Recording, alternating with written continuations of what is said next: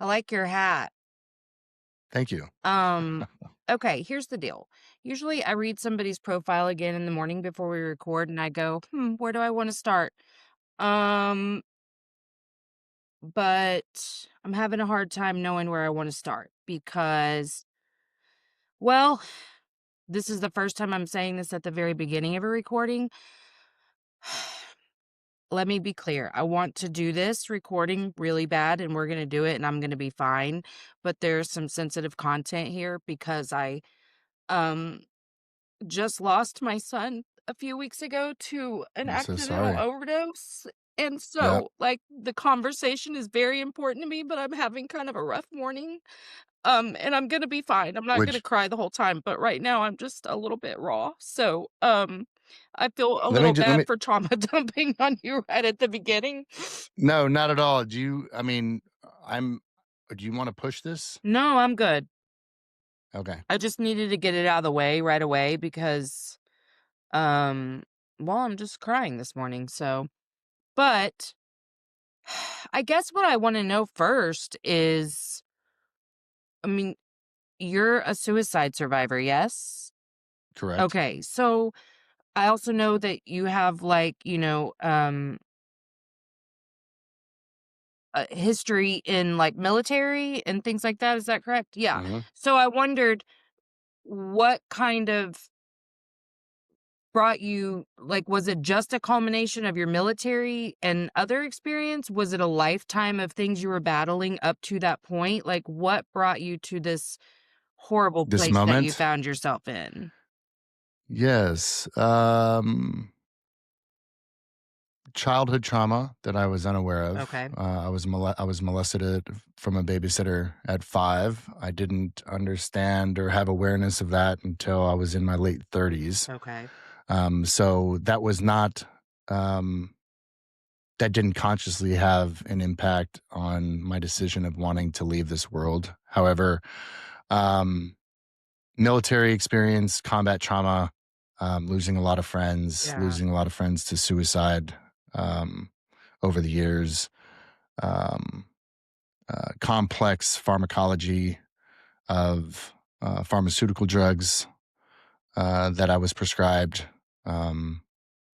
had really uh, removed me from feeling alive. Yeah. I was very numb to emotion, to um, joy. I didn't have joy in my life. Yes. Um, so I was on 13 different pharmaceuticals. There was a period where I was addicted to opiates. Mhm. Um, this is back in the early 2000s when they were prescribing OxyContin. Yes. Gosh, Um, I remember those days. Dangerous stuff. Yeah. And so, I didn't understand my trauma. Mhm. I didn't talk therapy didn't wasn't successful for me. Yeah. I didn't enjoy going to the VA hospital and spending all day in line waiting. Ugh, I bet. So I didn't really understand as a man how to talk about what I was experiencing. Mhm. I didn't have a safe space for me to explore those emotions and memories. And so I just suppressed them with alcohol, relationships, um, women, cocaine, you name it. Yeah. Had a very challenging time. And so with substances, um, and then I became a fireman when I moved back from New York in 20. I guess I got on the department in 2016, Okay. and just compounded um, trauma on trauma. Yes. I wasn't in a good place. My marriage wasn't in a good place. My ex wife was struggling with alcohol addiction. We had 2 young children. We made some really big life moves. Bought a new house. A lot of stressors Yeah. for a young family with a rocky foundation. And then just started going through a divorce. Was very ousted. Mhm. by my community. By doing so, felt very alone, felt um, like I wasn't able to provide in the way I wanted to provide for my children, Yeah. and that they would be better off without me there. Mhm. Kind of twisted, um, looking back at it, how low of a spot I was in. But I really thought killing myself was going to be the answer. Yeah. I just wanted the pain to stop. I wanted the voices to stop. I wanted the memories to stop. Um, and substances um, just hit them for a short period of time, and then I would wake up and they would be there again. Right? We know Yeah. this to be true. Yeah. Um, and so this is why people continue to escape with substances, because they don't want to face it. Right. And so um, obviously I was unsuccessful, and um, that started my healing journey Yeah. post that attempt. Thank you for sharing that. So I never attempted, but I made a plan a couple years ago, actually, in October of 23. And I definitely resonate with like you get to this place where you really do believe that the people in your life are better off without you. Like that's the crossover where I was like, oh, stay for them, stay for them, stay for them. And then the voices were also very loud for me. Mostly my voice, but it was, like, these different characteristics of my voice, and it was really weird, and I thought I was, like, becoming schizophrenic.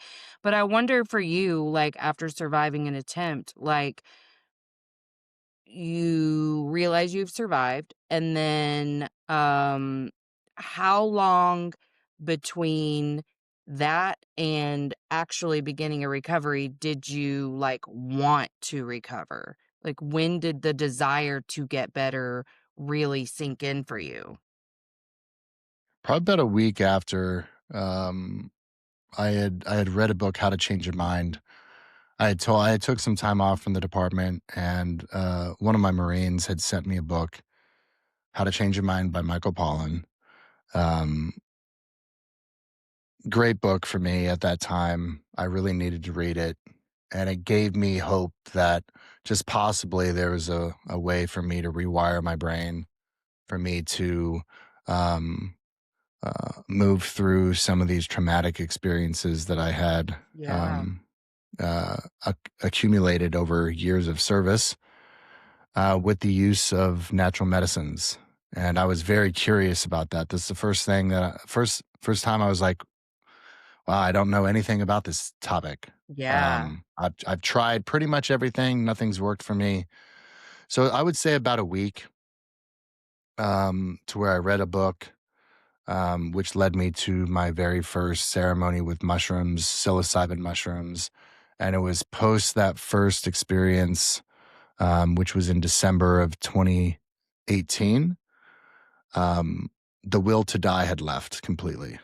And I Wow. was like, okay, for the first time, I think I can get through this. Yeah. Now that was the start. And here we are, um, over 7 years later, and I'm still healing. But I am night and day difference. I am a completely different individual, different man, different father, different ex-husband, than I was in November of 2018. So what do you think it was? Like, was it just the hope that things could be better? Was it meaning that you found in this life? Was it all of it? Yeah, it was all of it. It was, I think at the core, if I can really kind of reflect on my first, um, those first early journeys with psilocybin mushrooms, um, at the core was I was completely spiritually disconnected with God. Mm. I didn't have a relationship with God. I was an atheist at the time. Um, Even growing up Catholic, when I came home from the war, I was convinced that everything that I had been taught was a lie. Um, Very traumatic experience in war, Yeah. um, and I had a lot of moral injury having killed people. Mhm. What that meant for me, and so I just kind of revolted against or rejected against everything that I had been taught, in my adolescence. So Not only did I come out of those early ceremonies with a belief in something bigger, for me, that's God. But I loved myself for really the first time in my life. I Good. I I really explored the idea of this isn't who I was. All of these things that had happened to me were just part of my story, Mhm. and I was pure at the core. Yeah. And really starting to rewrite the story that I was telling myself, and not talking badly about myself, and not calling myself stupid, and you know feeling hate for myself, but actually feeling remorse and empathy and love. And it was when I shifted and experienced love for myself that I wanted to live, Yeah. and I started to find a deeper purpose and meaning for my life, and what living truly meant for me, and how I was going to show up for myself and show up for my children, and understanding that I needed to take care of me first. And by taking care of me and getting myself right and starting my healing journey, I was going to show up in the way that my children needed me to show up. So Yeah, so it sounds to me like you really started to, embrace humanity and what this human experience really is. that yes, that's correct. I very much had a spiritual, mystical, religious experience Mhm. with the use of these types of medicines over the years, and it really they they ended up being a catalyst of developing or redeveloping or remembering this connection with the divine within ourselves. Yeah. And once I understood that everything that I was looking for already existed within me, it was a life changing experience. And Yeah. I was able to tap into those types of experiences through meditation, through breath work, through journaling, and really understanding that love is the answer. Right. And if I was going to show up that way every day of my life, everything would be okay. Yeah. I have found the exact same thing, and I wonder, what are your thoughts on, because I've been like, is it love that's the main thing? Is it joy that's the main thing? Is joy love? What are your thoughts on that? I think it's all, I think they're the same. You I think do. through love you find joy. I think through joy you find love. I think, it's, I think that's why we are here. I think this is part of the human experience, is to experience joy and love, and I do believe that they are the same. I think you can't have one without the other. I That's think so true. when you have joy for something, you have love for something. When you find joy in spending time with somebody, it's because you love them as a Yeah. person. I'm not saying it has to be, Yeah, romantic, yeah. sexual energy love, but it's love. You care for their well-being.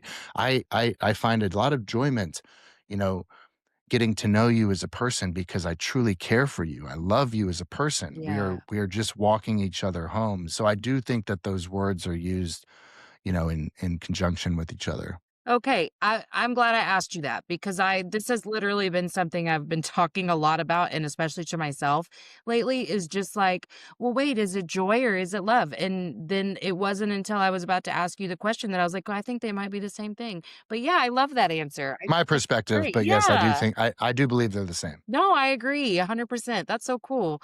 Well, and okay, so I'm not asking you to give me secrets about ceremony.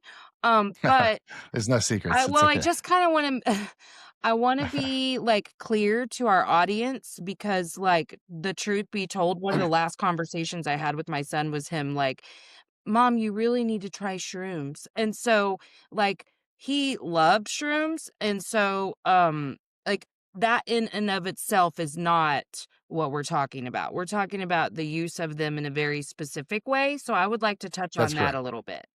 Yep. Um, yeah, so, these so we're a multi-sacrament sanctuary, so we serve many different entheogenic medicines. But specifically, I can stay on mushrooms, and all of these different compounds, all these different medicines have been used in different spiritual, religious context um, for thousands and thousands of years. Mhm. Um, and they have been used around intention, around prayer, around their community members or their tribe members, where they would come together for a collective intention of developing a deeper connection with their creator, Yeah. um, their God, the universe, with each other, with themselves. And this is how they've been used. Um, now, some of these compounds have been kind of lost. We've lost touch with our elders and the traditions around ceremony. Mhm. And so they have kind of filtered out into society more as um, a recreational use. Mhm. But, you know, recreation to recreate yourself, is it wrong? I don't believe so. Um, I really do think people are wanting to explore consciousness. Um, I do think that it's important to provide wisdom around the use of these medicines and Mhm. how they've been used in the past. Um, so people don't use these to escape, but they use these to enhance, to learn, um, and to honor these medicines. I mean, we can agree if you do believe in God, that God created nature, that we are nature, right? We provide what the plants and the trees need to survive, and the plants and trees provide what we need to breathe and survive, and so we aren't that different. You know, Right. we come from nature, and so I believe God has provided these types of medicines for us to not only explore consciousness, but to have a deeper connection with God, and to help ourselves heal physically and mentally, Mhm. emotionally, spiritually. And and so that's how we use um and commune with these types of medicines, these entheogenic sacraments, is they enhance our faith. They we we bring intention. You know, we say a prayer around a fire. We speak to the fire to share our intention as to why we're even here. Why are we about to commune with this substance? What are we hoping for it to bring into our life? What are we hoping to learn from this experience? And when you ingest a substance with that type of intention, it provides you with some guardrails and a foundation in which you can stand upon and learn from. I look at all these ceremonies as classrooms, Yeah. and these compounds as the teacher. And consider these, I mean, let's just say mushrooms under the soil of our earth, there is mycelium, and it spreads across the entire world. And it's an underground network of communication, of wisdom, that has been here for a very, A very long very long time. time, yeah. And so these plants and these fungal allies have been learning for much longer than we have been walking. And so this intelligence, I do believe it to be an intelligence, holds some insights and answers and some of the keys in which we are looking for inside of the flesh of these plants and fungal allies. And so when we ingest them, we are tapping into a deeper intelligence of the universe. I know this is a little woo, but I know it to be factual, having worked with these types of substances for Yeah. almost 8 years. There's a lot that we don't know. Yeah. And so I believe there to be extreme reverence to this type of work. I believe, in different indigenous cultures, they consider mushrooms to be the flesh of the gods. I could see that. Um, and um, it has provided me with a sense of connection, with a sense of um, empathy, of self love, of deep wisdom and insight for me to re experience different traumatic events in my life, but through a different lens, Yeah. to have empathy for those that have hurt me, to have empathy for myself for those that I've hurt, to forgive myself, to forgive others, and to move through these more lower vibrational emotions so that I can get to the high vibrational emotion of joy and love. And these teachers will provide that if you are open to receive that type of lesson. So I love that. And I mean, just to be clear, I'm not talking shit on people who are using mushrooms in their own house at I'm not all. either. I just I wish for him that he had done it more intelligently and that he had had better people around him to help him because I know he had experiences that really scared him.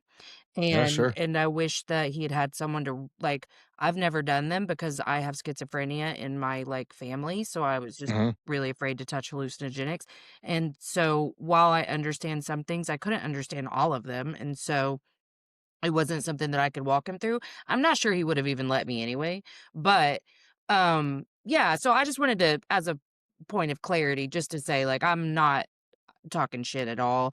But if we are talking about people who are in a very dark place, we want them to have good people around them when they're using something for the first time to explore this part of themselves. So, Hmm. I just wanted to make that fact known too. But yeah, I love everything you just said. And I've actually never even thought about nature in general in the way that you framed it. And that was beautiful. I like that. I mean, sometimes I wish I could do them, but also, well, actually, I really pissed him off that night because I said, "I don't know, Jake. I think I'm like reaching enlightenment without it." And the look he gave me was so irritated with me. He was like, "You don't know what the fuck you're talking about." I was like, "I don't know." But, I mean, and I think you can, but it's been a really long journey of, like, just different kind of mini awakenings for me, where it's like, from what I hear, when you experience the stuff you're talking about, it is kind of just, like, mind-blowing all like, not everything at once, but there's a lot at once. So, I definitely see why he was saying what he was, but I was like, "Okay." And this is why so much, I our main program is 21 weeks with my organization. And, we spend 2 months just working with the individual to prepare them because there's so much. I truly do believe if I were to quantify this out of 100%, I would say the sacramental ceremony is 10% of the transformational arc of the person. Yeah. And then 90% goes into the preparation of the mind, body, spirit leading up, and then what you do afterwards. And that's really where the life changes happen. You're not going to change your life in a 6 hour journey, Right. but you're going to receive the insights and the wisdom on what you need to do, who you need to forgive, how you need to approach conflict, how you need to approach your relationship with substances in that 6 hours. But then it's what you do afterwards. How do you integrate that into your life to be a better human, to be a better partner, to be a better parent? That's where the changes happen. And a lot of these people, a lot of society thinks, oh man, I can just take a thing and I'm going to feel better. Right? It's because that's the Western medical Right, model. that's the way we've been When taught, when yeah. when I'm feeling ill, we practice sick care in this country. When I feel sick, I'm going to go to a person. They're going to write me a script. I'm going to take the thing. I'm going to get better. Yeah. It's just not how this work works. And um, not saying that you're not going to feel a shift. You will. But if you don't have the awareness of things that you need to work on, you're going to be right back where you started. Mhm. And for some people, these types of experiences can be destabilizing and traumatic as well if you're not properly prepared for it. Yeah, absolutely. I love wait, okay, so first of all, are people living there while they're doing it from that No, time? it's all virtual Okay. except for a 5-day retreat. Okay, okay. I was just curious about that. And That would be a huge lift on my part and my team. that'd be crazy, right? Um, it would be crazy. Yeah, I was like, it's, "What kinda fucking compound y'all got going?" I tell you, it would be cool, but we would be very limited on the amount of people that we can work with. Yeah, it's all virtual. It's 90 minutes a week. We have, pre-recorded content. We have a workbook.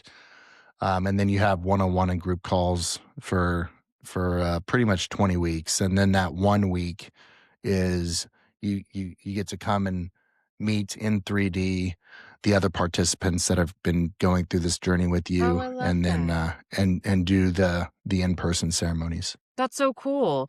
So, yeah, the prep work I could see being so important for even the integration part, like, because you It's gotta know so what you're important. gonna learn and how you just in theory, how you wanna practice it, and then you go through it, and then it's like, "Well, shit, I really do now have to do this." Well, a lot of if people knew how to if people knew how to fix and how to change, they wouldn't be coming to me. Yeah, They're coming to me because they need some help. They need some support. They need some accountability. They need some guidance. And I do believe that we have got to start to regulate our own nervous system well in advance to ever ingesting anything. yeah, Um, and I've seen very successful outcomes with people that have come in ready. It's like, oh, I'm going to sign up for an ayahuasca retreat, and I'm just going to get off a plane. I'm going to show up in Peru, and we're going to drink ayahuasca. And there's been no guidance on dieta, on the foods that I need to remove, on the foods that I need to introduce, on how to start to build a spiritual practice, on how to get mentally, physically, emotionally ready to even step into ceremony.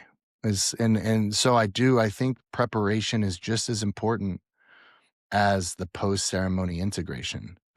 And the more time that we spend with people leading up to ceremony, the more ready they're going to be, the more agency they have in their life, yeah, the more, they they are the person that's going to change their life. It's not me. It's right. not the substance. And so a lot of these people just need a little hand holding to have the awareness that it is them. Now we're there to support them. We have an incredible team. We have a lot of specialists that specialize in different approaches. You know, um, we work with internal family systems. We work with limiting belief systems. You know, we I I really want to give people all the tools that they need. Yeah, Hey, I know we all breathe, but do you really know how to breathe? We're going to teach you how to breathe. We're going to have a breathwork practice. We're going to teach you how to meditate. You don't have to be a guru, but we all have to start somewhere. And you're going to leave that retreat with a toolbox of tools to where, okay, I feel a panic attack going on. I feel it starting. I'm getting flushed. I'm getting nervous. Okay, I remember what Frank taught me. mhm, I'm just going to go into a 10-minute breathwork session, and I'm going to regain control of my nervous system, and I'm going to calm down. We don't have to reach for the Xanax. We don't have to reach for the drink, right? We already have it. We have the right. tool. Okay, I'm just going to do this for 5 minutes. I'm going to do this for 10 minutes, and I'm going to be able to control myself. And then you can go on throughout your day. This is what I'm trying to teach people. We don't have to look externally, right? We do have this. We just have to be taught the tool. Yeah, When we're taught the tool, then and not everybody's going to be a breathwork guru. Not everybody's going to, want to get into yoga or a meditation. However, it's good to know it so we can try it and see how that feels, and maybe we can develop a practice with it. I mean, this is life is a practice, yeah. and we have to practice at it every day. And that's the only way that we can get better at life is by training that muscle. And that could be a spiritual practice for spiritual muscle. That could be a physical practice. I mean, you just don't go in the gym and, you know, Right? benching 400 pounds, right? I mean, you're not going out. You're not just, well, I know a couple of people who have, who was like, oh, I'm just going to sign up for an Ironman and just do it. I'm like, you're nuts. Not me, brother, not me. But usually that takes a lot of training, right? It takes a lot of practice. So like takes a lot of getting up, working through it. You don't start running a marathon, you start running a mile Right. and then a mile and a half and 2 miles and you start to work up towards that full marathon length and it's like we can't expect we should not expect for us to be experts at life after a weekend. Right. We can't expect to be proficient in all of these different modalities after a weekend. You know, the ceremony with these compounds is not going to just all of a sudden change me in a way that I don't need to continue to learn and practice, right? So, this is just the beginning. The journey, I do believe the journey is the destination. I don't think we're Mhm. going anywhere. It's like we have control of today and that's it. Yep. How am I going to show up? What am I going to feel today? I'm in charge of my emotions. And, the past is the past, and tomorrow we have no clue. We don't even know if we're going to make it. We Right. could have a heart attack in our sleep tonight. Yep. So the only thing that I can consciously control and have any sort of enjoyment in is the now. And I think that's something that, I mean, trust me, am I a dreamer? I am. I do look in the future. Um, but that's only because I don't have a strong enough practice. It's like I need to be more in the now, and it's something that I practice at every day to be more present, to be more Yeah, present with myself and with my children and my partner and my friends and the people that I care for. You know, the now is what brings me joy. I agree, and I think it's such a good point too that even when you feel like you understand your tools pretty well, when you're first starting to use it, it's not going to instantly feel less cumbersome or like perfect at it. Like, I remember whenever I was first, because I was like the chronic overthinker. I mean, I think we all are until we, learn to connect with our bodies, but just always in my head. And it was so ugly and loud and just really heavy. And when I was first learning how to like I would always be like out of your head into your heart.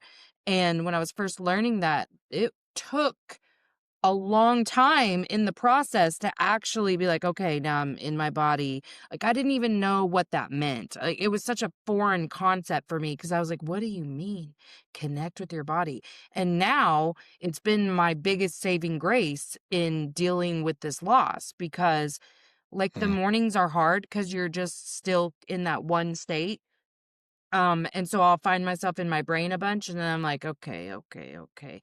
And just, like, I will put my hand on my stomach to breathe so that I can right. feel that connection and then focus on you different sensations in my body, and it'll help me go ahead and just cry out whatever was up in my head, Mhm. and then I'm regulated for a little bit, Like, Mhm. this is a huge loss, so it's coming back in a few hours, but, like, I'm able to have beautiful conversations like this that mean a great deal to me and do other things in my life to continue to pour meaning into myself and others. And that's just because I'm using a tool. But I wasn't good at this tool when I first started it. And sometimes I'm not even like thinking about what I'm doing really. I'm just trying to feel better than I was 5 minutes ago. And That's that's right. okay too, right? Absolutely. Absolutely. Thank you for sharing that. It's very true. Yeah. We're we're all just trying to be we're just trying to do the best we can, right? Yeah. And some people just don't have the tools that they need to really thrive in life, and that's I I think a big part of that is because we've lost touch with elders and the wisdom keepers, and it's like my grandparents died at a very young age in my life, and I didn't have any sort of um, I didn't have an elder in my life. Somebody who could pass down wisdom of what they experienced and how to navigate life. If, some of us have had to figure it out on our own in hopes that we become the elder for our children Yes. and for our grandchildren, so that they don't have to start at such a deficit in this game. God, Right. so And true, yeah. we've, with social media and how we live in society now, like we're not in small communities, we're not in tribes anymore. Um, you may or may not even have a relationship with your neighbors. I don't. I don't. Mm-mm. I don't. Yeah. Like I don't even know their names. Right. And we share a fence. Yeah.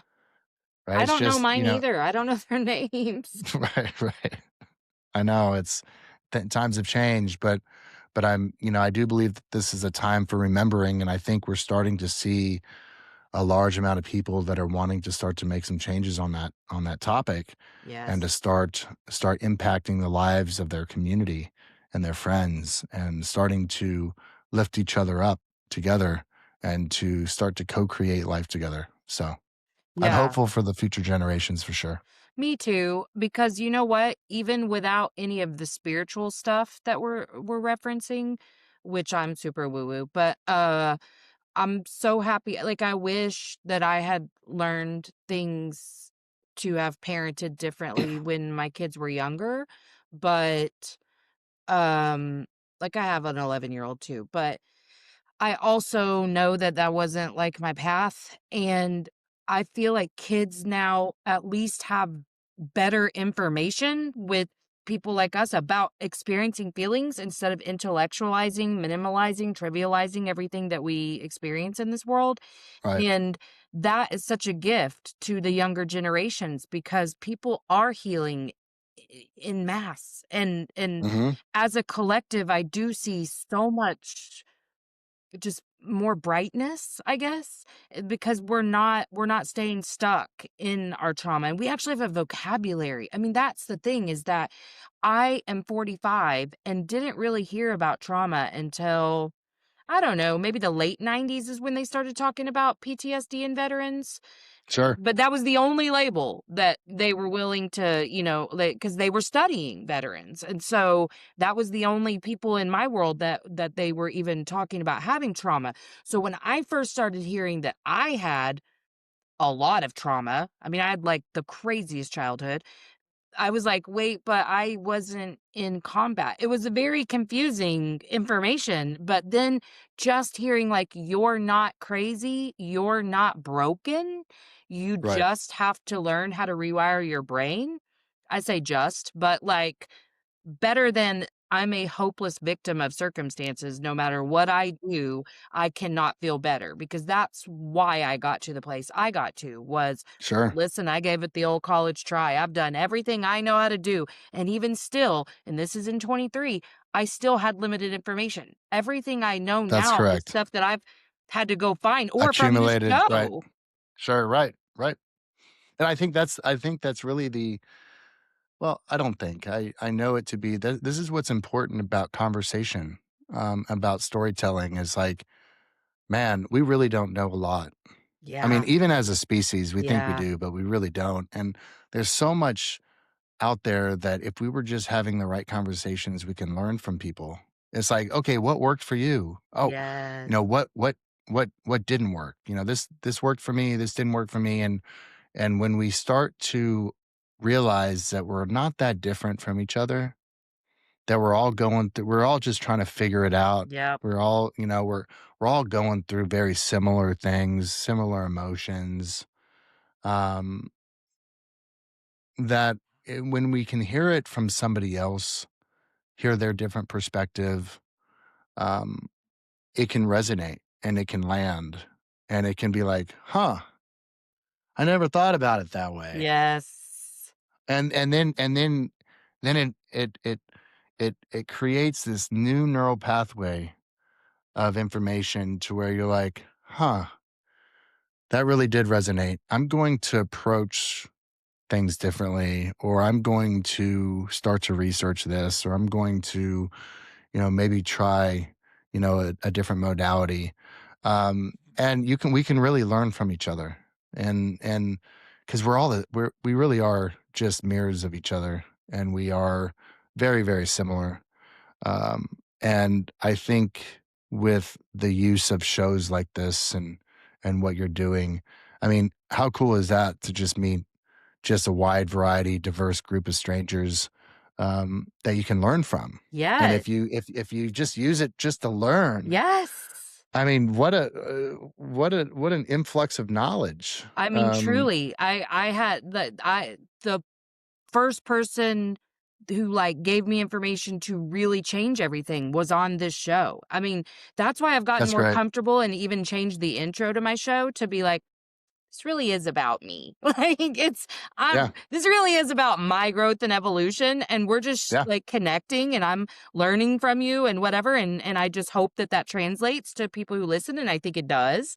But like yes, I'm a student here. I'm so yeah. We willing to all are. ingest Yeah, for sure. everything, but I love meeting people too who do like believe the same as me because what I heard were all the same in me because I was like trying so hard to understand myself better so that I could see myself in others because that's where compassion comes from. When you learn to give That's it right. to yourself and then you see we're not different, it's easy to lend it to someone else too.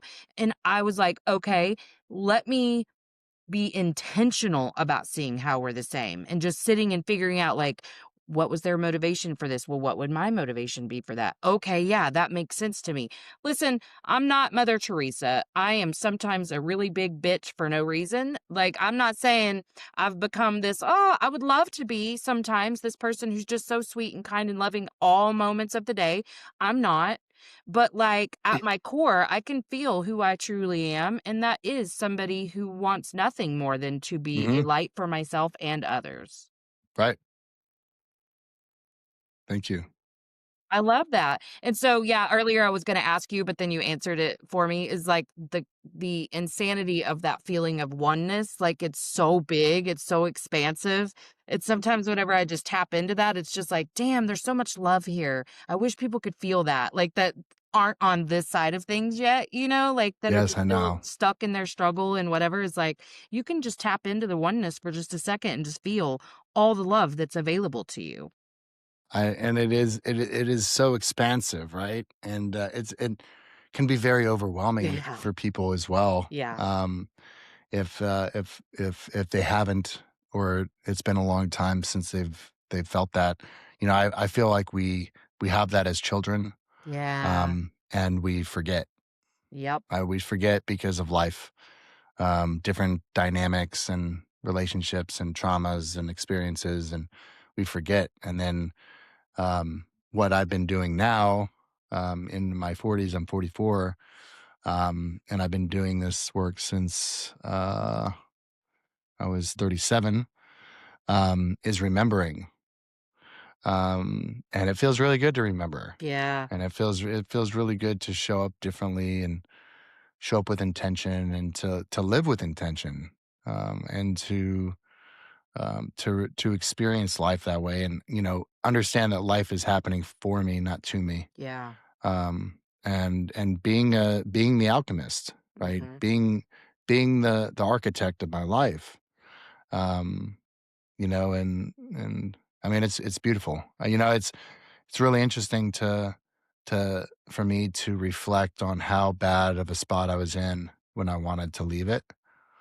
Um, because I couldn't even imagine getting to that point anymore. I didn't have the tools. Yeah.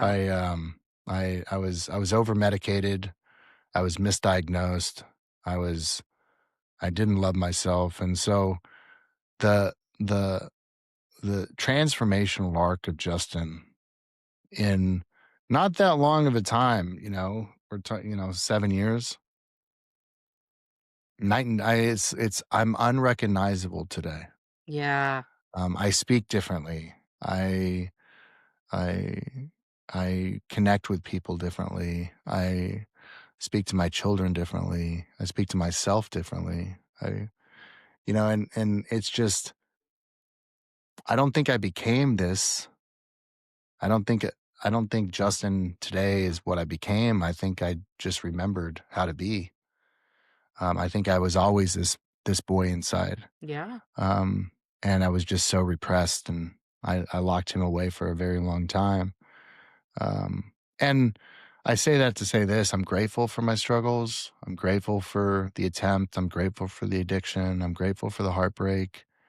I'm grateful for the military trauma. I'm grateful for the first responder trauma. I'm grateful for all the death that I've been around because it kept me alive. It made me who I am, made me resilient. Um, however, um, I'm a warrior of peace now. I tend to my garden internally often, Yeah. and that if I can tend to my soil inside of me, into my spirit, fresh fruit and will grow from it. And that's really how I can really grow strong roots here and to live the life that I know I'm meant to live and find purpose and the what I do now as a leader of a spiritual community. I have found my purpose and being able to um, help others return to themselves, to remember, to share my story, to hopefully provide some inspiration, some motivation, some hope through my journey and how I got here. It's amazing. I've been able to assist friends of mine that I truly care for, that were hopeless. Yeah. Um, and if I can improve, um, in my way the life of one of those individuals to where they have a different perspective of life and death and they want to show up differently and they have a closer relationship with their partner or their children. How beautiful is that? That I believe that that's what we're here to do. Yeah. And I think that that's how we can change the world is by just giving and receiving love to our fellow brother and sister. And I think if we did that on a global scale, this world would look different. I believe that. That is exactly what I believe too. And I think when you come home to yourself, it makes living with intention easier. It's not always easier. There are challenge obviously. It's a challenge sometimes, but I think that's kind of the thing I'm really leaning into right now is that well, I mean, I've spent 2 years being prepared for this moment. I don't know that that's why it happened in the order Yeah. that it did, but I was gaining all of these tools and understandings and insights before I experienced this crazy ass loss. Right. And now I'm leaning into all of the things that I've learned over the last 2 years. But also in those 2 years, I built intention into my life and my what have found as meaning and purpose in my life. And so much of that really is sharing in real time what I'm experiencing. That seems to Well, be the thing. just imagine if this loss would have happened 2 years ago. Oh, it would've destroyed me, I wouldn't have made it. You wouldn't have survived it. Mm-mm. And I would have So, destroyed my family before and after right. also, like, I feel really proud of the role model that I am able to be for the rest of my family You right should. now. You should be proud. Thank you.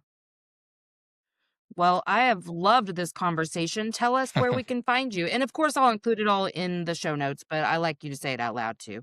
Yeah, so you can find me personally, Justin LaPree. I'm on all the social links. And then the name of my nonprofit and organization is called The Illuminating Collective.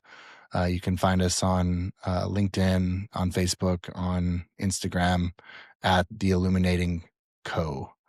Yeah, thank you for having me.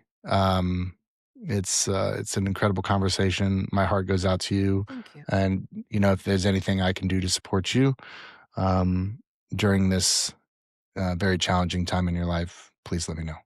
Thank you so much. Okay, I'm gonna hit stop if you'll hang out for 1 sec. Yeah, of course. Thanks for coming to Emotionally Unavailable. If you haven't already, like, subscribe, and share. Emotionally